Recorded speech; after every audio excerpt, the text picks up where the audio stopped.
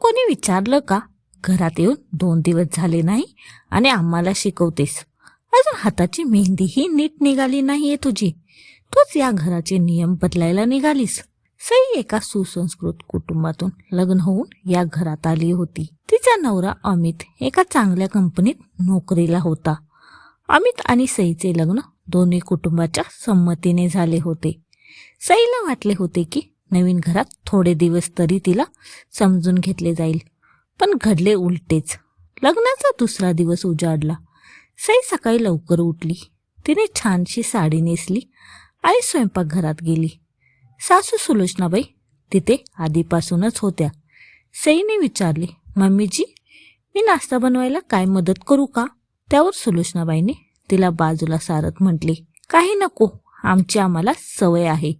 तू फक्त चहाची भांडी घास. सईने काही न बोलता मान डोलावली. दुपारची वेळ झाली. अमित ऑफिसच्या कामात व्यस्त होता.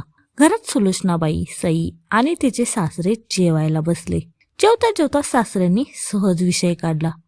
अगं ऐक ना सुलोचना, आपल्या घराच्या बाल्कनीमध्ये जे जुने लोखंडी सामान पडले आहे ना, ते विकून टाकूया. उगाच तिथे डास होतात आणि जागा अडते. त्यावर सुलोचनाबाई लगेच चिडून म्हणाल्या, अहो ते सामान माझ्या माहेरच्या कपाटाचे सुट्टे भाग आहेत. ते तसेच राहणार. ते डास होत नाहीत. तुम्ही तुमचं जेवणाकडे लक्ष द्या. सासरे बिचारे शांत झाले.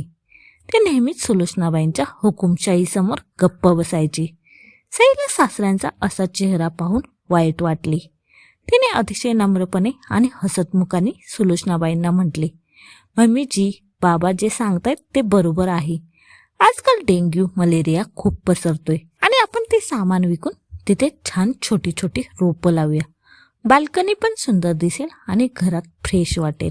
सईचे हे बोलणे ऐकताच सुलोचनाबाईंनी हातातला घास ताटात टाकला. त्यांचा चेहरा रागाने लाल झाला. त्याने सईकडे जळजळीत नजरेने पाहिले आणि संपूर्ण घरात आवाज घुमला, तुला कोणी विचारलं का? घरात येऊन 2 दिवस झाले नाहीत आणि आम्हाला शिकवतेस. तुझी लायकी काय आणि तू बोलतेस काय? सई जागच्या जागी थरथर कापायला लागली. तिच्या डोळ्यातून पाणी खळागळा वाहू लागलं. तिने फक्त एक चांगला सल्ला दिला होता, कोणाचा अपमान केला नव्हता. पण सुलोचनाबाईंचा अहंकार दुखावला गेला होता. सुलोचनाबाई पुढे म्हणाल्या, लक्षात ठेव, हे माझं घर आहे. इथे मी म्हणेन तीच पूर्व दिशा. 2 दिवस झाले नाहीत या घरात पाय ठेवून तोच घराचे निर्णय घ्यायला चाललीस. तुझ्या बापाच्या घरी शिकव हे सगळं, इथे नाही. सईच्या माहेरचा उद्गार ऐकून सईच्या मनाला प्रचंड वेदना झाल्या. तिने डोळे पुसले. अमितही तिथे आला होता. तोही आईच्या रागापुढे गप्प उभा राहिला. पण सईने ठरवले की जर आज ती गप्प बसली तर आयुष्यभर तिला याच घरात घुटण सहन करावी लागेल. सईने आपला आवाज शांत ठेवला, पण तिच्या शब्दात एक वजन होते. ती म्हणाली, मम्मीजी, मी तुम्हाला शिकवत नव्हते.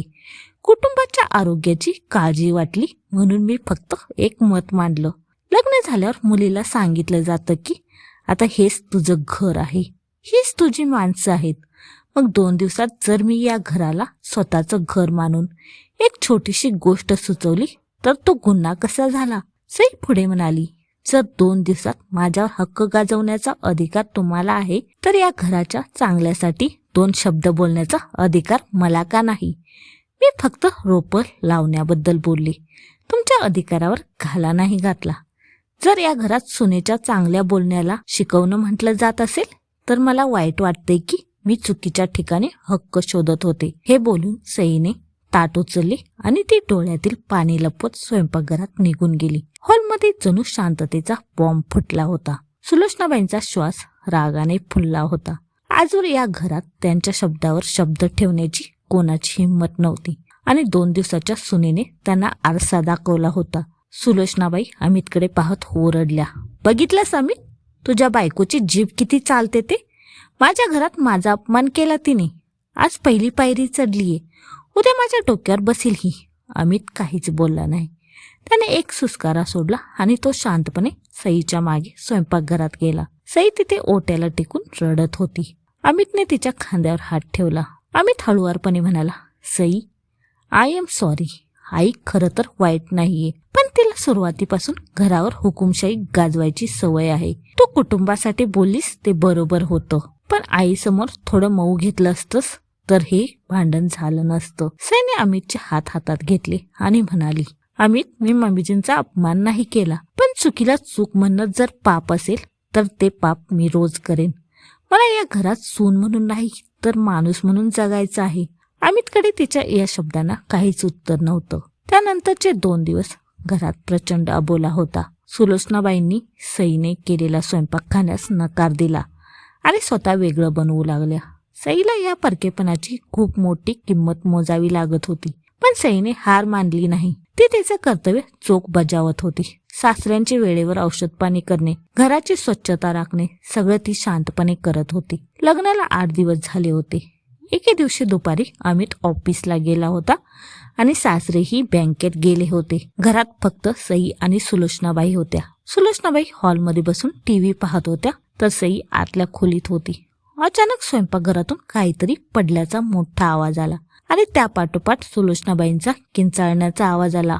सुलोचनाबाई मोठ्याने ओरडल्या, आई ग सई, वाचव ग मला. सई धावतच स्वयंपाकघरात आली. सुलोचनाबाई पाण्याचा तांब्या आणायला गेल्या होत्या, पण फरशीवर सांडलेल्या तेलावर त्यांचा पाय घसरला होता आणि त्या पाठीवर जोरात पडल्या होत्या. त्यांच्या कमरेत प्रचंड चमक भरली होती आणि त्यांना जागेवरून हलताही येत नव्हतं. सईने अजिबात विचार केला नाही. तिने सुलोचनाबाईंना हलगत धरलं आणि खूप मेहनतीने त्यांना हॉलमधील सोफ्यावर आणून झोपवलं.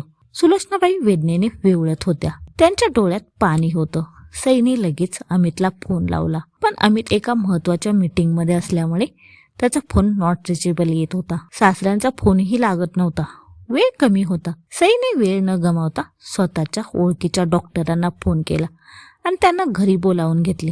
डॉक्टर आले. त्यांनी सुलोचनाबाईंना तपासले आणि एक इंजेक्शन दिले. डॉक्टर सईला म्हणाले, काही गंभीर नाहीये, पण कमरेला जबर मुक्कामार लागला आहे. पुढील 15 दिवस यांना अंथरुणावरून अजिबात हलता येणार नाही. पूर्ण बेड रेस्ट घ्यावी लागेल. डॉक्टर गेल्यानंतर सुलोचनाबाई सोफ्यावर पडून होत्या.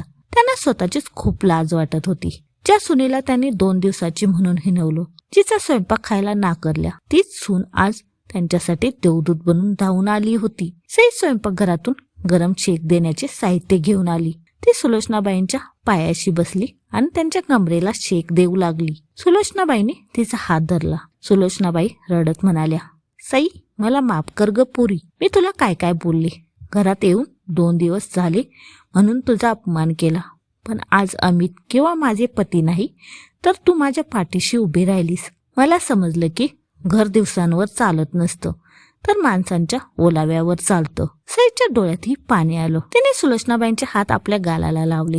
सई हसत म्हणाली, मम्मीजी, आईने मुलीला रागावलं आणि मुलीने आईची काळजी घ्यावी, यात कसली माफी. तुम्ही मला 2 दिवसांची सून मानलं असेल, पण मी पहिल्याच दिवशी तुम्हाला माझी आई मानलं होतं. संध्याकाळी जेव्हा अमित आणि सासरे घरी आले तेव्हा त्यांना घरातलं हे चित्र पाहून आश्चर्याचा धक्काच बसला. सुलोचनाबाई सईच्या हातून सूप पीत होत्या आणि दोघींच्या चेहऱ्यावर एक वेगळंच हसू होतं. घरामध्ये सुलोचनाबाईंची हुकुमशाही संपली होती. सईच्या समंजसपणाने आणि प्रेमाने सासूचा अहंकार वितळून टाकला होता. म्हणून भविष्यात जर कोणत्याही घरात कोणतीही सासू आपल्या सुनेला म्हणेल की तुला कोणी विचारलं का, घरात येऊन 2 दिवस झाले नाही आणि आम्हाला शिकवतेस, तेव्हा सईसारख्या सुना आपल्या प्रेमाने आणि कर्तव्याने त्या सासूला आई बनवायला भाग पाडतील. मित्रांनो, व्हिडिओ आवडल्यास तुमच्या आवडत्या श्रीमंत चॅनलला लाईक, शेअर आणि सबस्क्राईब करायला विसरू नका. धन्यवाद.